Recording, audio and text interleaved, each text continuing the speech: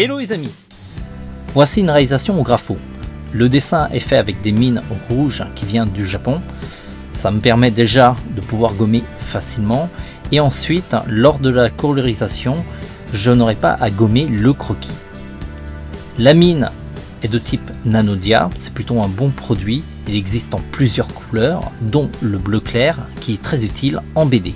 C'est une couleur qui disparaît au scanner. On a déjà fait un tuto dessus. Dorénavant, je réalise les contours en premier avant la colo.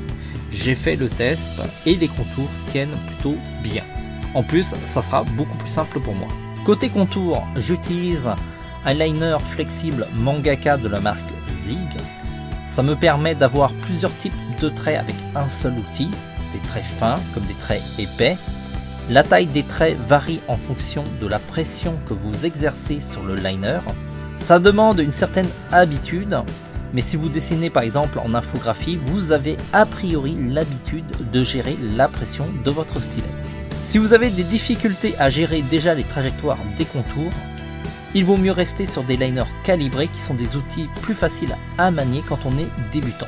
Vous avez par exemple les Pigma Micron qui sont très réputés dans le monde entier. De nombreux artistes, comics ou mangas les utilisent. Sinon, il y a le Neopico Line 3 qui est assez connu au Japon. Et le moins cher est le Graphite Liner, une marque française qui a en plus de très bonne qualité. Vous avez donc le choix. Je compte aussi sur vous pour partager le contenu de nos vidéos. Comme vous le savez, sur les réseaux sociaux ou sur YouTube, ils ne nous aident pas vraiment côté lisibilité, à moins d'être un gros youtubeur, et je crois que eux aussi, ils ont des problèmes. Faites-le si vous en avez envie, on ne vous force pas la main, votre aide est importante, comme vos achats dans notre boutique. Car on est l'une des rares boutiques qui crée régulièrement du contenu sur YouTube. C'est important pour nous de partager, mais aussi de savoir de quoi on parle. On utilise vraiment les produits qu'on vend.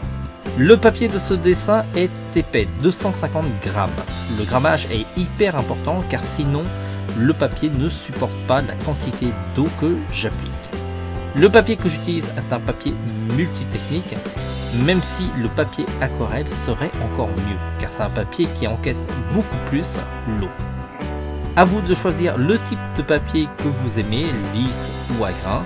J'ai une préférence pour les grains parce que ça donne un peu plus de matière, mais ça c'est une histoire de goût. Il n'y a pas de bon ou de mauvais choix tant que le grammage est élevé. Ce dessin n'est pas vraiment un fan art, c'est juste une illustration comme ça. L'idée était de faire un dessin un petit peu pin-up, sexy, qui, je l'espère, a du charme. Ça me permet de travailler la couleur de la peau en mettant en avant les volumes et les formes. C'est assez dur à maîtriser. Je n'ai pas encore un niveau de maîtrise suffisamment avec les feutres grapho. C'est pour ça que je travaille énormément le thème. Il me faudra sans doute encore retravailler ce point. Il faudra aussi que j'investisse sur d'autres couleurs parce que même si j'ai 24 feutres de couleurs, je sens que je suis un petit peu bloqué par les possibilités.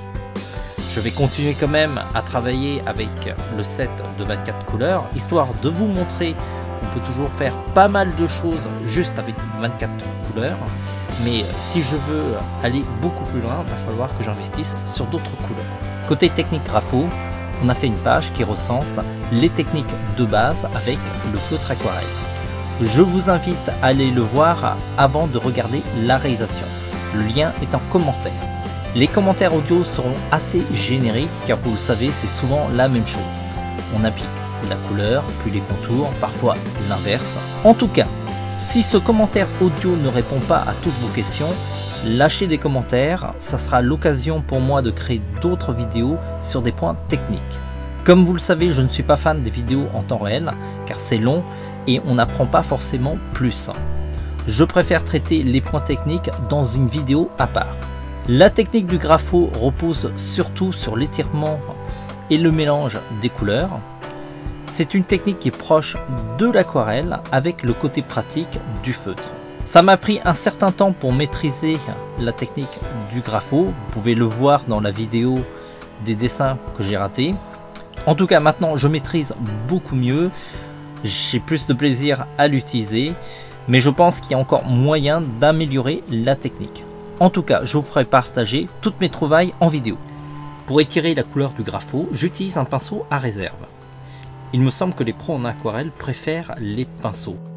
Mais je trouve que le pinceau à réservoir est bien plus pratique. D'une part parce que la fibre synthétique permet d'avoir un pinceau toujours maniable. Et surtout, on peut doser la quantité d'eau qu'on met sur le dessin. Pentel est la marque japonaise la plus réputée pour ses produits. Et c'est pour ça que c'est aussi l'une des plus chères. Sur la vidéo, j'utilise les pinceaux de réserve de la marque Graphite pour vous montrer qu'on peut s'en sortir même avec le produit le moins cher de notre boutique. Je finalise le dessin en général avec deux outils. Le crayon de couleur qui me permet d'ajouter des nuances. En général, j'ai assez peu de couleurs. J'utilise des crayons de la gamme Beaux-Arts. C'est assez important de prendre de cette gamme car la qualité des pitons est beaucoup plus forte et la cire de ces crayons est plus qualitative. Vous pouvez utiliser des crayons de la gamme scolaire, mais c'est clairement les crayons Beaux-Arts qui sont au-dessus du lot. La plupart des dessins réalistes que vous pouvez voir sur YouTube sont en général réalisés avec des crayons de la gamme Beaux-Arts. Après, la marque, ça dépend du pays d'origine du dessinateur. En France, la marque de référence est le Polychromos de Faber-Castell. Nous avons aussi dans notre boutique le Polycolor qui a le mérite d'être moins cher. J'utilise aussi un crayon blanc pour éclaircir certaines zones. C'est un indispensable qui peut être utilisé dans de nombreuses techniques comme le feutre à alcool, l'aquarelle ou le craft. Et bien d'autres encore. Enfin, j'ajoute des petites touches de blanc à l'aide d'un roller gel. Dans notre boutique, nous avons de nombreuses marques comme Sakura ou Pentel, en général tous des marques japonaises. Les roller gel, c'est vraiment un outil indispensable, tout comme le crayon blanc. Il y a aussi d'autres couleurs de roller gel qui sont utiles pour accentuer certains autres effets de lumière. N'oubliez pas aussi de faire un tour dans notre boutique en ligne, car c'est grâce à vos achats que notre site continue à vivre et à créer toujours plus de contenu. On se dit à très vite. En attendant, dessinez bien.